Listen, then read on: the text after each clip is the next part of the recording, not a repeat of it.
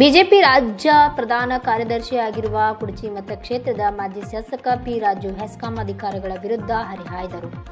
ಬೆಳಗಾವಿ ಜಿಲ್ಲೆ ರಾಯಬಾಗ್ ತಾಲೂಕಿನ ಹಾರಗೇರಿ ಬೀರಪ್ಪನ ಮಡಿಯಲ್ಲಿರುವ ಮಾಜಿ ಶಾಸಕರು ಪಿ ರಾಜು ಅವರ ನಿವಾಸದಲ್ಲಿ ಮಾಧ್ಯಮಗೋಷ್ಠಿ ನಡೆಸಿ ವಿದ್ಯುತ್ ಹಾಗೂ ಕುಡಿಯುವ ನೀರಿನ ಸಮಸ್ಯೆ ಕುರಿತು ಹಾರಗೇರಿ ಮುಗಳಕೋಡ್ ಇಟ್ನಾಳಿ ಭಾಗದಲ್ಲಿ ಬಹಳ ಸಮಸ್ಯೆಯಾಗುತ್ತಿದೆ.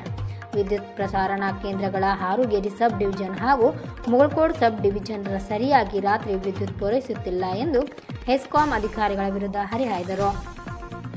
ಈಗ ವಿದ್ಯಾರ್ಥಿಗಳು ಪರೀಕ್ಷೆ ಸಮಯವಿದೆ. ರಾತ್ರಿ ವೇಳೆ ತೋಟದ ಮನೆಗಳಿಗೆ 12 ಗಂಟೆಗಳ ಕಾಲ ವಿದ್ಯುತ್ ಪೂರೈಸಬೇಕು. ದಿನಾಂಕ 15ರ ಒಳಗಾಗಿ ಸರಿಯಾಗಿ ಪೂರೈಕೆ ಮಾಡಿದ್ರೆ ನಾವು ಹೆಸ್ಕಾಂ ವಿರೋಧ ರೈತರ ಜೊತೆಗೆ ಉಗ್ರವಾದ ಪ್ರತಿಭಟನೆ ಮಾಡುವುದಾಗಿ ಹೆಸ್ಕಾಂ ಅಧಿಕಾರಿಗಳಿಗೆ ಮಾಧ್ಯಮ ಮೂಲಕ ಎಚ್ಚರಿಕೆ ಕೊಟ್ಟಿದ್ದಾರೆ. ವರದಿಗಾರರು ಹನುಮಂತ್ ಸನ್ನಕಿನವರು, ಯುಕೆ ಫಸ್ಟ್ ನ್ಯೂಸ್, ರಾಯಬಾಗ್. ವಿದ್ಯುತ್ ಸಮಸ್ಯೆ ಮತ್ತು ಕುಡಿಯುವ ನೀರಿನ ಸಮಸ್ಯೆ ಹಾರಗೇರಿ, ಮುಗಳಕೋಡ ಮತ್ತು ಇಟ್ನಾಳ ಭಾಗದಲ್ಲಿ ಹೆಚ್ಚಾಗ್ತಾ ಇದೆ.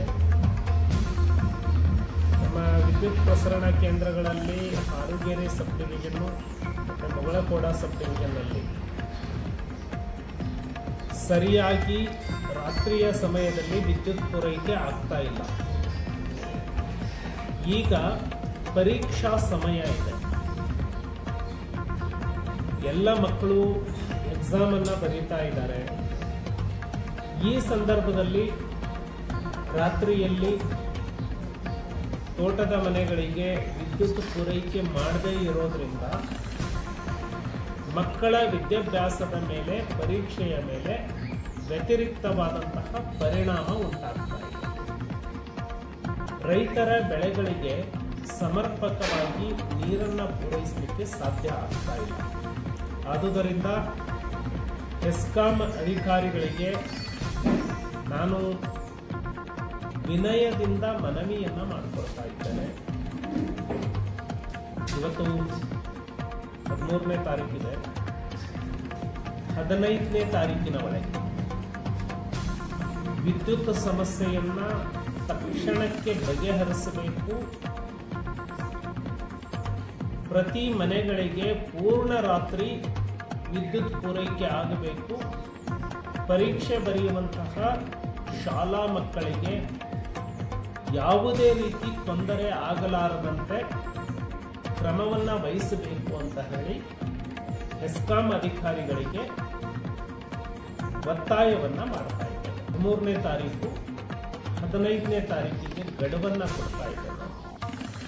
15ನೇ ತಾರೀಕಿಗೆ ಒಳಗಾಗಿ ರೈತರಿಗೆ ಸಮರ್ಪಕವಾದಂತಹ ವಿದ್ಯುತ್, ವಿದ್ಯಾರ್ಥಿಗಳ ಪರೀಕ್ಷೆಗೆ ತೊಂದರೆಯಾಗದಂತೆ ಸಮರ್ಪಕವಾದಂತಹ ವಿದ್ಯುತ್ ಅನ್ನು ಪೂರೈಕೆ ಮಾಡದೇ ಇದ್ದರೆ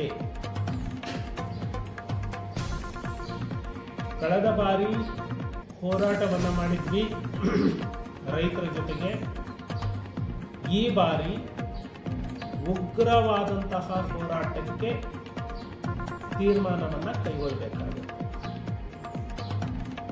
ಸಾವಿರಾರು ರೈತರ ಜೊತೆಗೆ ಹೆಸ್ಕಾಂ ಕಾರ್ಯಾಲಯಗಳ ಮುಂದೆ ಅಹೋರಾತ್ರಿಯಾಗಿ ರೈತರ ಒಟ್ಟಿಗೆ ಅಲ್ಲೇ ಮಲಗುತ್ತವೆ. ರಸ್ತೆಗಳ ಮೇಲೆ ಅನ್ನ ಬೇಯಿಸಲಿಕ್ಕೆ ಪ್ರಾರಂಭ ಮಾಡ್ತವೆ. ಜೈಲು ಬರೋ ಚಳುವಳಿಗೆ ಕರೆ ಕೊಡ್ತವೆ. ಹೆಸ್ಕಾಂ ಅಧಿಕಾರಿಗಳು ತಕ್ಷಣಕ್ಕೆ ಸ್ಪಂದಿಸಲಿಲ್ಲ ಅಂತ ಹೇಳಿದ್ರೆ ಸಾವಿರಾರು ರೈತರನ್ನ ಅರೆಸ್ಟ್ ಮಾಡಿ ಜೈಲಿಗೆ ಕಳಿಸೋವರೆಗೆ ನಮ್ಮ ಹೋರಾಟ ಮುಂದುವರಿಯುತ್ತೆ. ಸ್ವಲ್ಪ ಸ್ಪಂದಿಸುವಂತಹ ಅಧಿಕಾರಿಗಳು ಇದ್ದರೆ ರೈತರ ಬಗ್ಗೆ, ವಿದ್ಯಾರ್ಥಿಗಳ ಬಗ್ಗೆ ಸ್ವಲ್ಪ ಆಲೋಚನೆ ಮಾಡುವಂತಹ ಮಾನವೀಯತೆ ಇದ್ದರೆ ತಕ್ಷಣಕ್ಕೆ ಕುಡಚಿ ಮತಕ್ಷೇತ್ರದಲ್ಲಿ ಏನು ವಿದ್ಯುತ್ ಕ್ಷಾಮ ಉಂಟಾಗಿದೆ ತಕ್ಷಣಕ್ಕೆ ಬಗೆಹರಿಸಬೇಕು. ಇಲ್ಲದೇ ಇದ್ದರೆ ಸಾವಿರಾರು ಜನ ರೈತರ ಜೊತೆಗೆ ನಮ್ಮನ್ನ ಜೈಲಿಗೆ ಹಾಕಲಿಕ್ಕೆ ಅಧಿಕಾರಿಗಳು ಸಿದ್ಧತೆಯನ್ನ ಮಾಡಿಕೊಳ್ಳಬೇಕು. ಇದಕ್ಕೆ ಸಿದ್ಧವಾಗಿಯೇ ಹೋರಾಟಕ್ಕೆ ಇಳಿಯೋರಿದ್ದೇವೆ. ತೀರ್ಮಾನ ತಗೊಳ್ಳಿಕ್ಕೆ ಇಲಾಖೆಗೆ ಸರ್ಕಾರಕ್ಕೆ ನಾನು ಅವಕಾಶವನ್ನು ಕೊಡ್ತೇವೆ. 15ನೇ ತಾರೀಕು ಡೆಡ್ ಲೈನ್. ನಮಸ್ಕಾರ.